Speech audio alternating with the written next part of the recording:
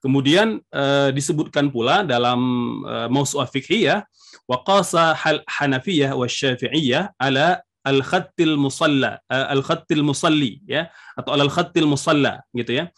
Jadi ulama madhab Hanafi dan Syafi'i mengkiaskan garis dengan tempat sholatnya, ya, seperti hamparan sajadah, ya, kasajadatin mafrusyah, ya.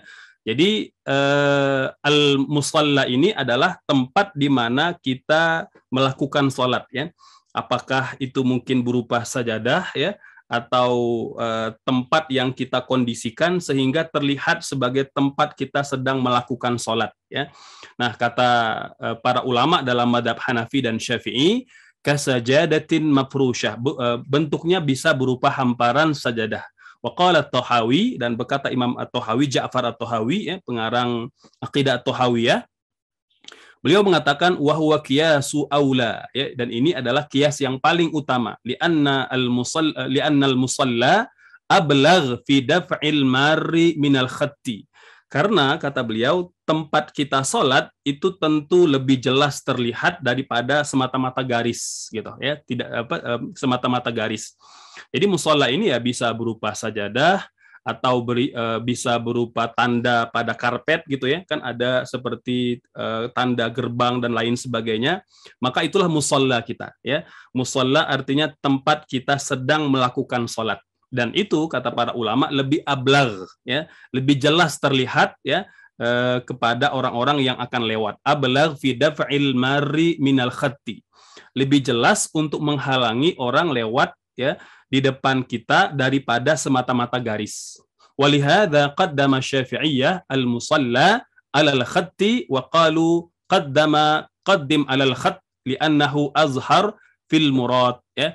Jadi tempat sholat berupa sajadah itu lebih jelas terlihat, ya, atau lebih tampak bagi orang yang lewat dari semata-mata hanya meletakkan garis saja gitu, ya.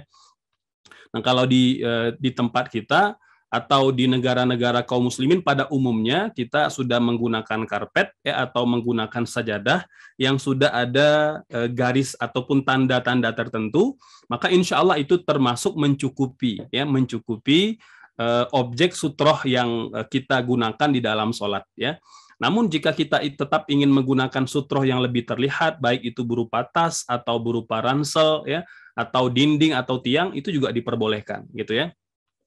Baik, oleh sebab itu ini, ya, beberapa list yang kita coba gabungkan dari beberapa penjelasan para ulama, ya, bahwa sutroh itu bisa berupa anak panah, ya.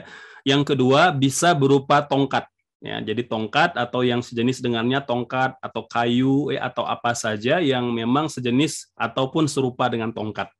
Yang ketiga hewan tunggangan serta kendaraan. Ini juga boleh digunakan sebagai sutroh, ya. Nah, seperti mana umumnya masyarakat Arab tempo dulu, ya, mereka sering bepergian yang menggunakan hewan tunggangan, maka mereka menjadikan hewan tunggangan sebagai sutroh, ya.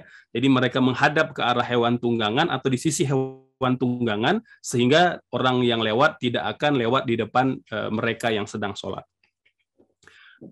Bisa pula berupa garis. Nah, jadi garis, ya. Nah, ini mungkin garis di pasir atau garis menggunakan kapur, ya. Mungkin dalam kondisi-kondisi tertentu kita sedang sholat di alam terbuka, ya. Mungkin banyak orang yang lewat di tempat itu, maka kita bisa memberikan tanda berupa garis, gitu ya. Kalau kita memang tidak punya alat ataupun sesuatu yang bisa digunakan sebagai sutroh.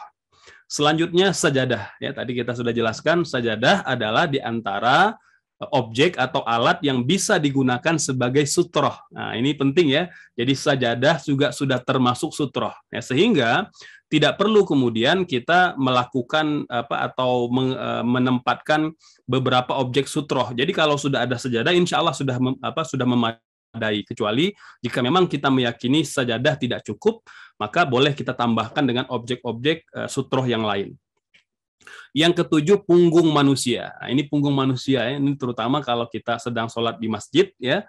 Kemudian ada orang yang masih berzikir di depan kita dan dia belum beranjak, maka menurut jumhur para ulama, ya, di antara Imam Abu Hanifah dan ulama Hanafiyah, kemudian ulama Maliki, ulama Hambali mengatakan bahwa bolehnya kita sutro itu dengan menghadap punggung manusia. Jadi punggung manusia itu boleh dijadikan sebagai sutro kita yang sedang sholat gitu.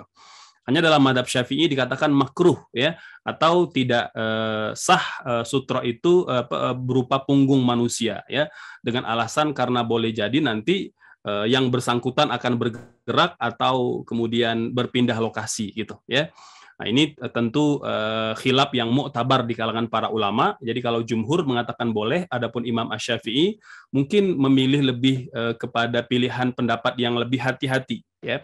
Karena manusia yang mungkin selalu bergerak dan bisa berpindah kapan saja ya, sementara kita akan melakukan sholat ya. Jadi tentu kita tidak mungkin bergerak ya bersama dengan gerakan manusia gitu.